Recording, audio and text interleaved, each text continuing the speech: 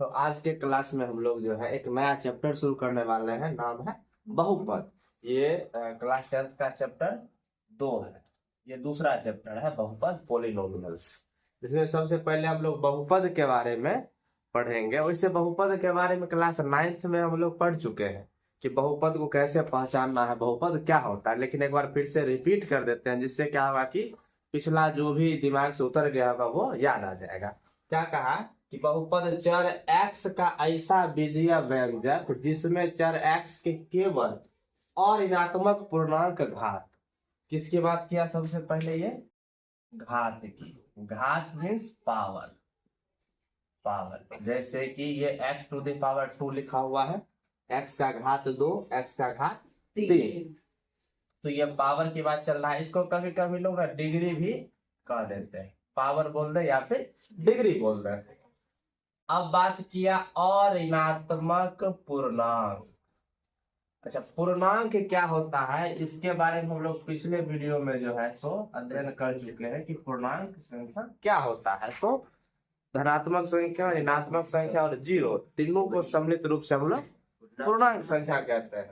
तो इसमें बात क्या क्या? और ऋणात्मक पूर्णांक, जो ऋणात्मक नहीं हो उसके बारे में कहा। ऋणात्मक नहीं हो मीन्स कहां से शुरू होगा? 0, 1, 2, 3, 4 और अनंत तक जाएगा। जीरो क्यों लेंगे?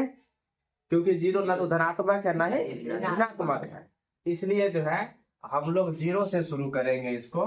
तो क्या कहा? और ऋणात्मक पूर्णांक घात। घात जो होगा वो ऋणात्मक नहीं होगा। और ऋणात्मक पूर्णांक को हम लोग पूर्ण संख्या भी कह सकते हैं। तो कहोगे प्राकृत संख्या क्यों नहीं कहेंगे? तो प्राकृत संख्या शुरू होता है 1 से और पूर्ण संख्या 0 से शुरू होता है। तो हम लोग इसके बदले ये भी कह सकते हैं, क्या कह सकते हैं?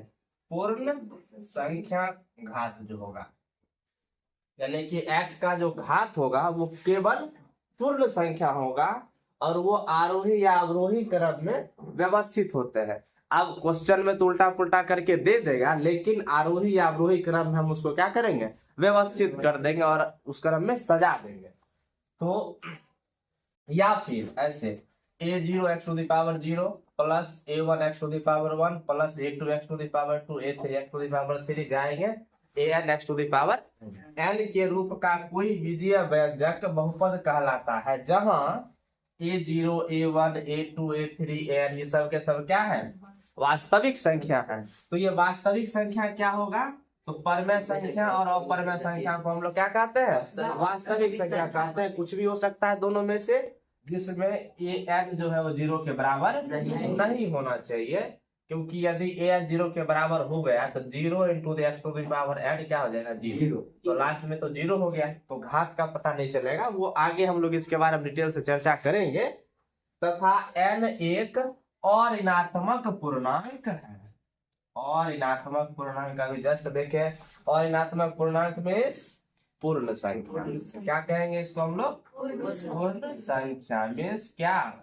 नॉन निगेटिव इसको कहा जाता है। जीरो को सॉरी ऋणात्मक संख्या को छोड़ करके जो बचता है वो क्या होता है?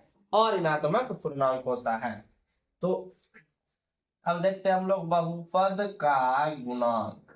क्या? बहुपद का गुणांक। तो ये जो a0 a1 a2 an तक जाएगा, ये सब के सब क्या है? बहुपद के गुणांक है। जैसे यहाँ पर अगर एग्जांपल देखें तो x का जो ये गुना में है वो क्या है? बहुपद का गुणांक है। कितना है बहुपद का गुणांक? इसमें x का गुणांक 3 है, इसमें x क्यूब का गुणांक 2 है, x स्क्वायर का गुणांक 6 है।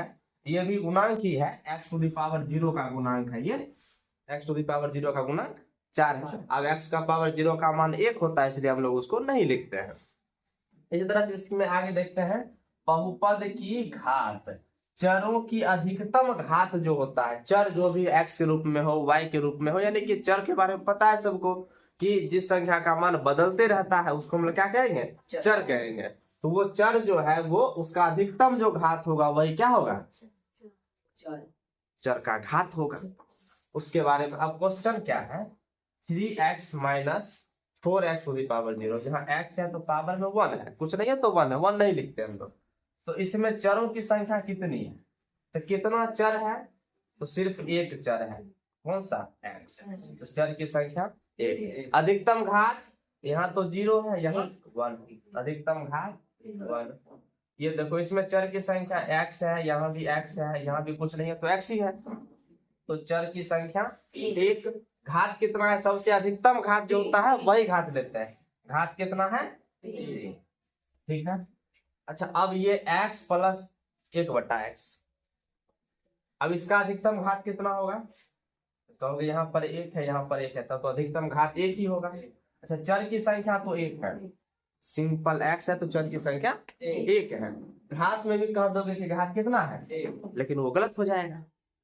इसके लिए सबसे पहले हम ये चेक करेंगे कि ये जो दिया हुआ है ये बहुपद है या फिर नहीं है। तो इसमें बहुपद के बारे में क्या कहा था कि चर का जो घात होगा ना वो पूर्ण संख्या होना चाहिए। तो यहाँ पर 1/x, सबसे पहले तो जो हर में रहेगा ना कोई अगर चर मानो तो उसको अंश में लेके चले जाएंगे, ऊपर में लेके जाएंगे, ऊपर में लेके जाएंगे तो क्या होगा x प्लस x का पावर -1 ना, नीचे से ऊपर जाता है तो -1, एक फॉर्मूला है ना, a का पावर 1/a का पावर m बराबर a to the power -m हो जाता है, तो नीचे से ऊपर जाएगा तो -1। अब क्या बोला, पूर्ण संख्या, ये -1 है, ये तो है ही नहीं पूर्ण संख्या, ये पूर्णांक है, उसमें भी ऋणात्मक पूर्णांक है, तो ये बहुपद नहीं है। अब जब बहुपद ही नहीं है तो इसमें घात होगा ही नहीं। अच्छा 1 - 2x to the power 4y to the power 2। अच्छा इसमें चर की संख्या कितनी है, एगो x और एगो y, तो चरों की संख्या तो 2 है। घात की बात करेंगे, वैसे हम लोगों को सिर्फ एक चर, कोई एक चर दे देगा उसका घात पूछेगा, ये थोड़ा सा एक्स्ट्रा है, आगे के क्लास में हम लोग को पढ़ना है। बस इसमें जब दो चर हो ना और अलग अलग के रूप में हो, गुना के रूप में हो इस तरह से, तो दोनों घात को जोड़ देते हैं, 4 2 6, इसका घात कितना हो जाएगा 6 हो जाएगा। तो इस तरह से हम लोग चर की संख्या सबसे पहले ये चेक करेंगे कि वो बहुपद है या फिर नहीं है। अगर बहुपद है तब उसमें घात के बारे में कह सकते हैं, अगर बहुपद नहीं है तो उसका घात नहीं होगा। जैसे एक एग्जांपल अगर और देख ले, x to the power 2/3 plus x का पावर चलो 6 लिख देते हैं, प्लस y का पावर 3 लिख देते हैं, ठीक है, इस तरह से लिख देते हैं, कोई एक व्यंजक लिख दिए। ये सबसे पहले चेक करेंगे कि बहुपद है अभी या फिर नहीं है। तो बहुपद है क्या, x का घात किस रूप में है, परिमेय संख्या के रूप में है, और परिमेय संख्या के रूप में होना ही नहीं चाहिए, होना किस रूप में चाहिए, पूर्ण संख्या के रूप में। 2/3 तो परिमेय संख्या है, इसलिए यह बहुपद ही नहीं है। तो सबसे पहले ये हम चेक करेंगे कि बहुपद है या फिर नहीं है, उसके बाद जाकर के हम लोग उसका घात बताएंगे। तो क्वेश्चन एग्जाम में ऑब्जेक्टिव रूप में ये पूछ देता है, 9th में भी पूछता है, 10th में भी पूछता है कि निम्नलिखित में से कौन बहुपद है। तो बहुपद चेक करने के लिए बहुपद है या फिर नहीं है, तब जाके हम लोग इस तरह से आगे। बहुपद का मानक रूप, standard form of A polynomials, बहुपद को पोलिनोमियल्स कहते हैं। पोलिनोमियल्स का बहुपद का स्टैंडर्ड फॉर्म क्या होता है, मानक रूप क्या होता है, तो इसके बारे में कहा कि x में बहुपद को मानक रूप में कहा जाता है, y के रूप में हो तो y में मानक रूप में कहा जाएगा, जिस रूप में हो उस रूप में मानक रूप में कहा जाएगा। अब हम फिलहाल x रूप में लिए हैं तो x रूप में बहुपद को मानक रूप में कहा जाएगा यदि x के घात या तो आरोही क्रम में हो या तो अवरोही क्रम में हो। आरोही क्रम में बढ़ते क्रम में हो, असेंडिंग ऑर्डर, अवरोही क्रम में घटते क्रम में हो, इसलिए हम लोग कहते हैं डिसेंडिंग ऑर्डर। या तो बढ़ते क्रम में हो या फिर घटते क्रम में, किसी एक क्रम में सजा रहेगा तो हम लोग उसे कहेंगे बहुपद का मानक रूप। जैसे एक क्वेश्चन है 3x - 8, तो ये किस रूप में है, यहाँ x का घात 1, यहाँ x का घात 0, कुछ नहीं है, तो ये बहुपद का मानक रूप है। उल्टा भी लिख सकते हैं, ये अवरोही क्रम में लिखा होगा, घटते क्रम में, ज्यादातर जगहों पे अवरोही क्रम में ही लिखा हुआ होता है, सबसे बड़ा घात उसे छोटा, उसे छोटा, उसे छोटा, ऐसे करके। उल्टा करके भी लिख सकते हैं, -8 और प्लस में 3x का पावर 1, इस क्रम में भी हो सकता है। ये भी मानक रूप में है, ये भी मानक रूप में है। ये जो है इसको भी घटते क्रम में लिखा गया, ये भी मानक रूप में है, x² x का घात 1 और यहाँ x का घात 0, मानक रूप में, लेकिन घटते क्रम में। ऐसे भी लिख सकते हैं 10x का घात 0 प्लस 6x का घात 1 और प्लस में 2x स्क्वायर। ये किस रूप में हो गया? बढ़ते क्रम में रूप में हो गया, और ये भी मानक रूप ही है। तो इस तरह से 4x cube plus 6x square minus 10x plus 9, इसी तरह से 12x का power 4 10x cube minus 8x square minus 6x minus 18, ये सब के सब क्या है? बहुपद के मानक रूप में लिखे। बहुपदों का वर्गीकरण, बहुपद का वर्गीकरण, क्लासिफिकेशन ऑफ पॉलिनोमियल्स। ये ना पद के आधार पर देखते हैं। किसके आधार पर? पद के आधार पर। तो पद के आधार पर जो है बहुपद को इतने पार्ट में बांटा गया। और भी पार्ट होते हैं, बहुत सारे पद होते हैं, पद का कोई लिमिट नहीं है, लेकिन कुछ पार्ट हमें पढ़ना है। जैसे एक पदी बहुपद, तो जिस बहुपद में सिर्फ एक पद, एक पदी बहुपद, जैसे एग्जाम्पल इसका क्या है? 6x स्क्वायर सिर्फ एक पद है, 10x एगो पद, 18x का पावर 10 सिर्फ एक पद हो, उसे हम लोग क्या कहेंगे? एक पदी बहुपद। इसी तरह से द्विपदी बहुपद, जिस बहुपद में सिर्फ दो पद हो। कितने पद हो? दो पद हो। अच्छा, दोनों पद अलग अलग कैसे हो? तो बीच में जो है ना, दोनों पद को अलग करने के लिए बीच में या तो प्लस का चिन्ह या तो माइनस का चिन्ह लगा हुआ, गुना और भाग का चिन्ह लगा हुआ होगा, तो वो अलग अलग पद नहीं, एक ही पद होता है। ठीक है, जैसे कि लिखा हुआ है ना 6x स्क्वायर प्लस 10, ये एक पद ये रहा, दूसरा पद ये रहा, तो कितने पद हो गए इसमें? दो पद हो गए। 15x का पावर 4 प्लस 18x, कितने पद? दो पद। यहाँ पर माइनस कर देते हैं, 10x माइनस 6, एक पद ये एक पद ये, कितने पद? दो पद। अगर ऐसे रहता 10x गुना 6, तो एक ही पद है, 10 60x, एक पद है, दो पद नहीं है। तो दो पद हो, तीन पद, यानी कि एक से ज्यादा पद हो ना, तो उसमें अलग अलग करने के लिए कौन सा चिन्ह रहेगा? या तो प्लस का या तो माइनस के चिन्ह से अलग रहेगा, गुना और भाग के चिन्ह से अलग नहीं होता है। इसी तरह से नेक्स्ट है त्रिपदी बहुपद, तो जिस बहुपद में सिर्फ तीन पद हो, त्रिपदी बहुपद। तीन से ना कम हो ना ज्यादा हो, तीन पद होना चाहिए। 6x square plus 10x plus 6, कितने पद? 1 2 3, क्योंकि प्लस से अलग है, इसको माइनस से अलग कर देते हैं। 8x square plus 10x minus 6, कितने पद? तीन पद। प्लस और माइनस से अलग है तो तीन पद है। कितने वाले बहुपद? तीन पद वाले बहुपद। एक होता है शून्य बहुपद, तो जिस बहुपद के सभी गुणांक शून्य होते हैं, गुणांक यानी कि गुना में जो है वो क्या होना चाहिए? शून्य होना चाहिए, उसको हम लोग क्या कहेंगे? शून्य बहुपद। शून्य बहुपद का घात नहीं होता, शून्य बहुपद का घात होता है अपरिभाषित। शून्य बहुपद का घात क्या होता है? अपरिभाषित होता है। जैसे है ना गुना में x का पावर 4, लेकिन गुना में कितना? 0, ओवरऑल मान कितना? 0। इसको हम लोग कौन सा बहुपद कहेंगे? शून्य बहुपद। 0x का पावर 5 है, 0 से गुना किए 0, यहाँ भी 0 से गुना किए 0, टोटल का टोटल कौन सा बहुपद है? शून्य बहुपद। गुणांक शून्य हो, शून्य बहुपद।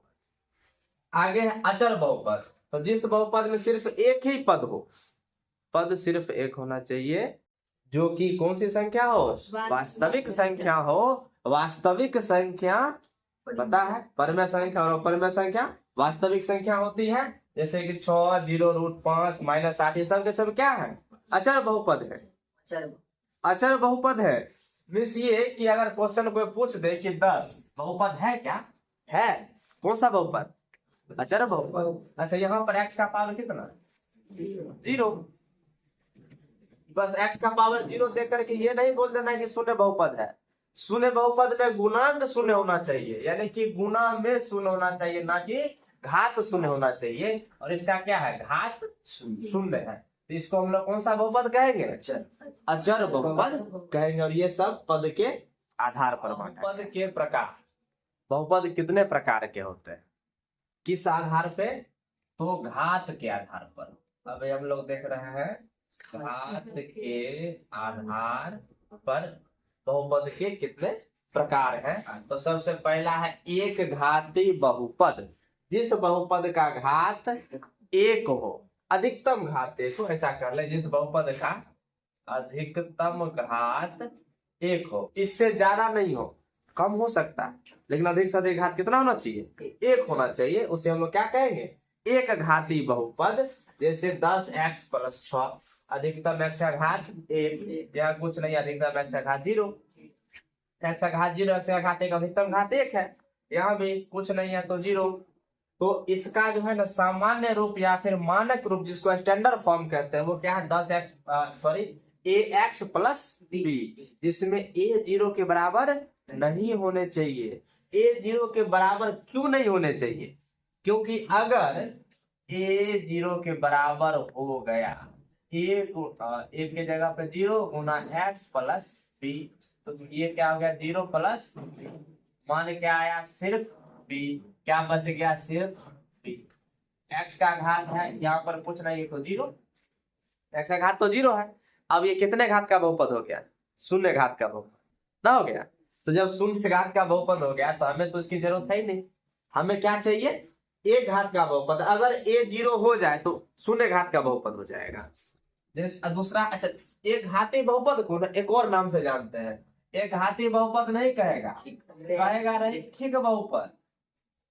एक घाती बहुपद बोलेगा ही नहीं, रैखिक बहुपद बोलेगा। रैखिक बहुपद किस बहुपद को कहते हैं? जिसका घात 1 हो। रैखिक बहुपद का दूसरा नाम एक घाती बहुपद।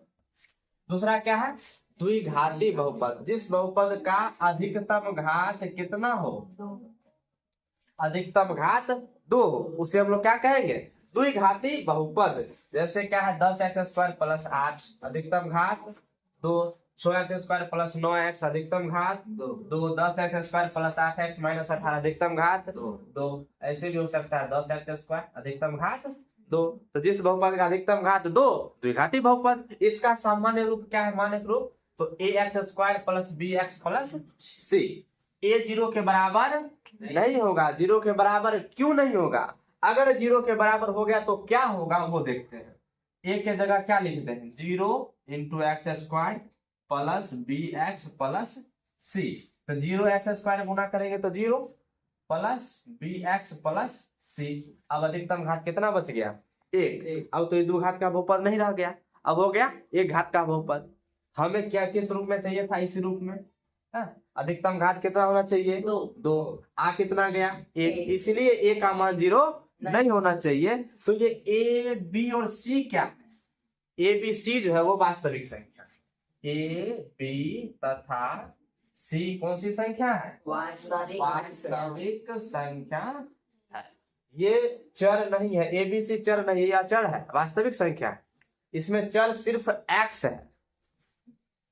त्रिघाती बहुपद, जिस बहुपद के अधिकतम घात कितने हो, 3 हो। अधिकतम तो लिखना ही छोड़ दिए हम। जिस बहुपद का अधिकतम घात 3 हो उसे क्या कहेंगे, त्रिघाती बहुपद। अधिकतम घात 3, त्रिघाती बहुपद। अधिकतम घात 3, त्रिघाती बहुपद। इसका स्टैंडर्ड फॉर्म क्या होगा, ax³ + bx² + cx + d।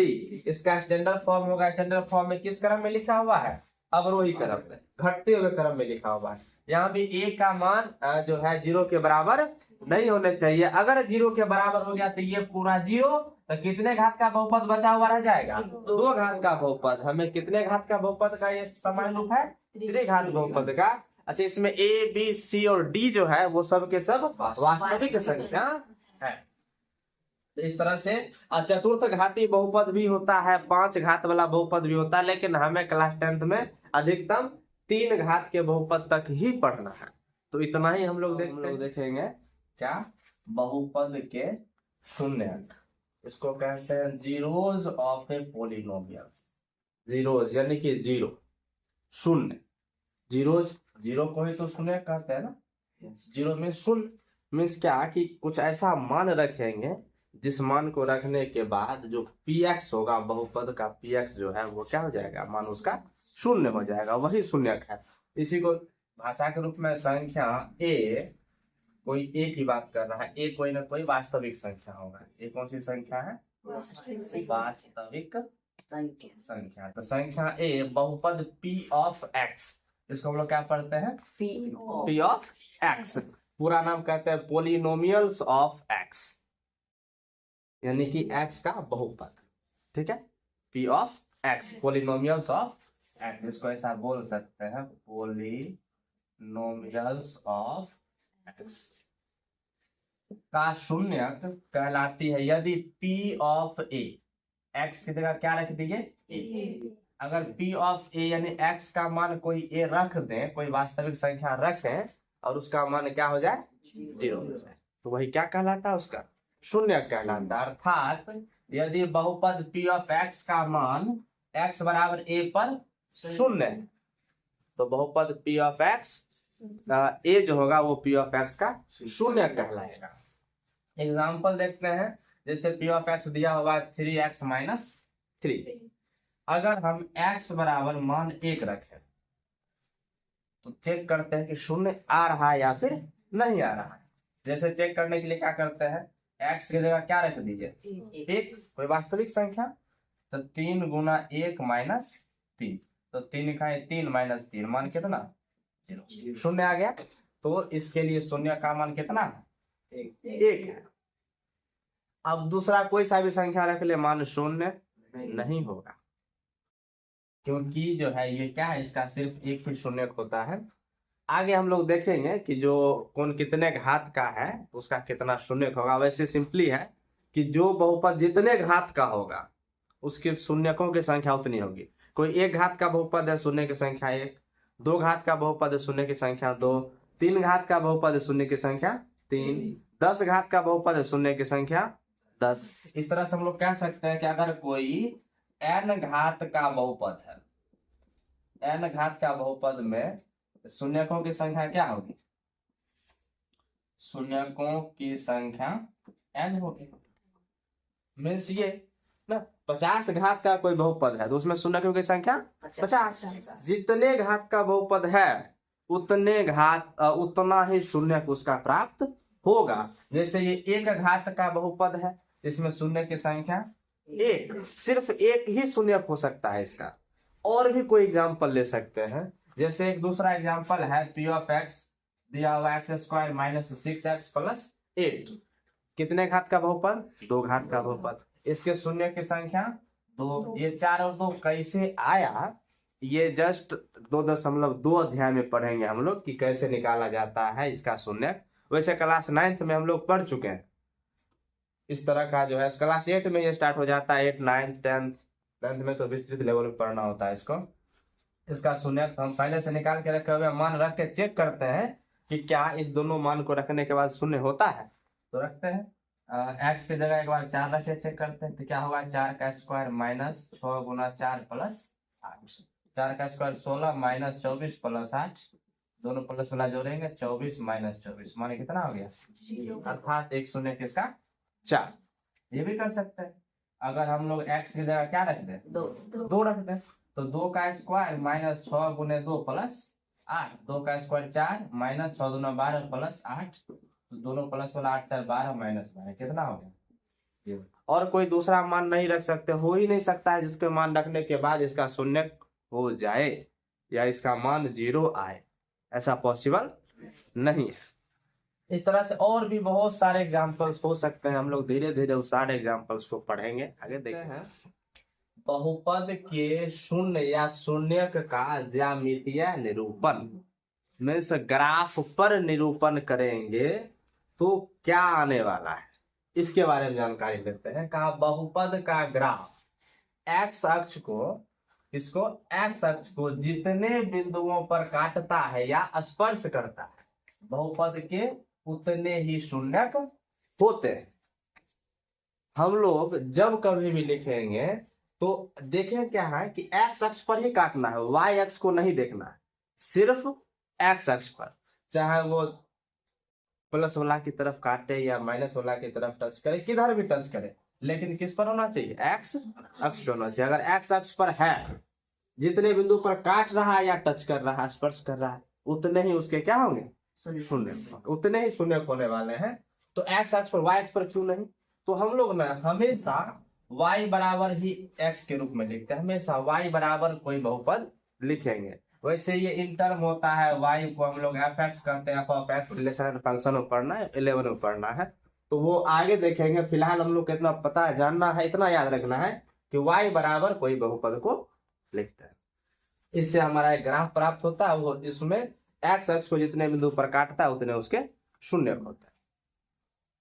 तो एक दिया हुआ y बराबर 3x माइनस 6, क्या किए x का मान 2 रखेंगे तो y का मान क्या हो जाएगा 0। तो इसके लिए ग्राफ आया, कहां पर काटा 2 पर। शून्य कितने हो गए, शून्य की संख्या, शून्यकों की संख्या कितनी है 2 एक।